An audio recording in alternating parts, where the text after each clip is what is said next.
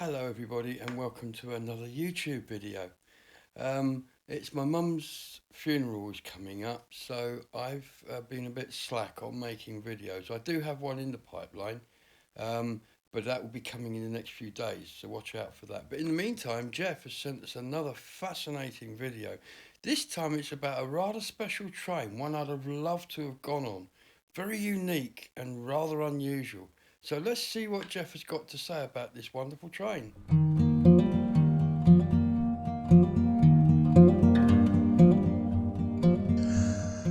Hello everyone, it's Jeff again, and I am still home in Montesano, and I would like to tell you a little bit about the hardships of getting around early in the 20th century. Western Washington is a very tough place to get around in, and it especially was at the turn of the 20th century. In order for the early settlers to go from town to town, they walked. And then later on, they had a new invention that worked out pretty well in this area, paddle wheelers. They vied these rivers from the 1880s clear up until the 1920s, and they were very convenient to get from town to town. They were shallow draft, they had enough power to go against the current in swift rivers. They were perfect from getting from town to town in this area.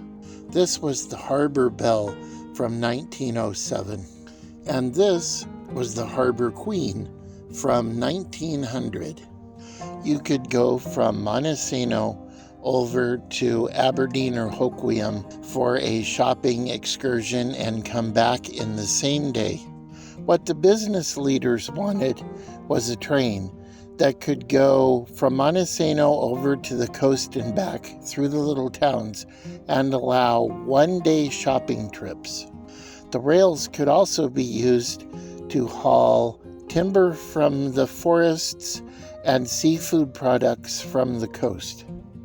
In 1912, business leaders contracted with a company in Omaha, Nebraska to provide them with an engine that could provide interurban service between Elma, Satsop, Montesano, Aberdeen, Hoquiam, and Cosmopolis. They were the McKeen Motor Car Company of Omaha, Nebraska, which is actually less than a mile from the company that I work for in Omaha today. Their yard is long since gone now. But the really cool thing about this story is the McKeen Motor Car Company only built 157 of these rail cars during their existence, and one of them happened to ply its trade in Montesano, Washington.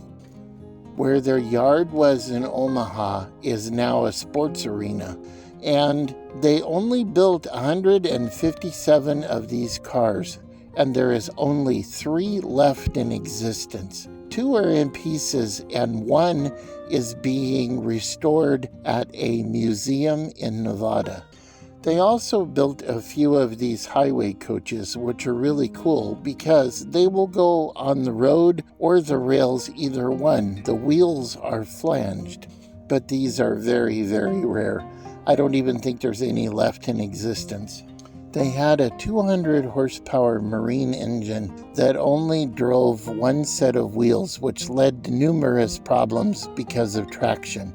And also they had no reverse. You had to switch camshafts so that the engine could run backward to run in reverse. It was not a good system, and the engines had many, many failures.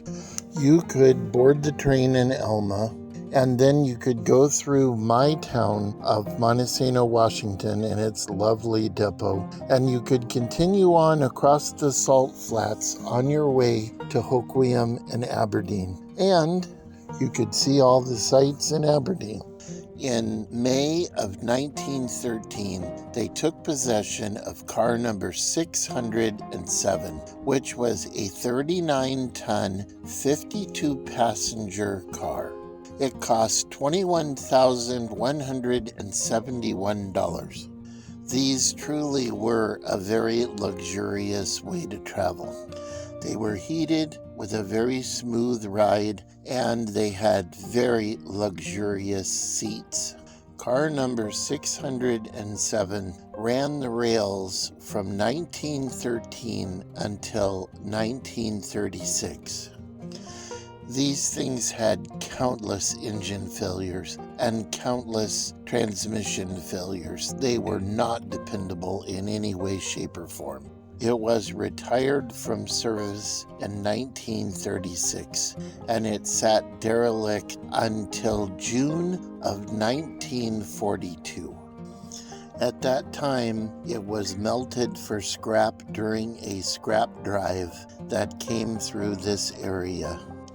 I leave you now in Omaha, Nebraska, in a rail yard with men busy building car number 607.